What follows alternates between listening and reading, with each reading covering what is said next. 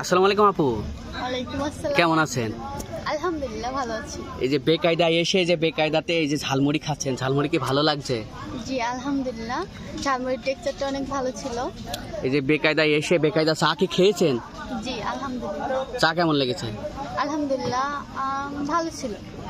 এই যে ভিডিও দেখে যারা আসতে চায় তারা কি আসতে পারবে চা খেতে, ঝালমুড়ি খেতে, ফুচকা ইনশাআল্লাহ, খেতে? আমি বলতে চাই তারা যদি কখনো ভৈরবাতে মহেশপুর থানায় আসে তাহলে অবশ্যই আমাদের ভৈরব বাজারের বেকায়দাতে অবশ্যই আসবেন এবং আপনারা খাবেন, দেখবেন কেমন হয়েছে।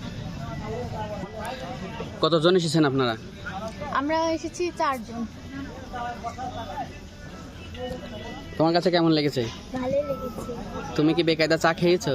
ইয়েস তোমার কাছে ভালো লেগেছে? ইয়েস। তোমার কাছে?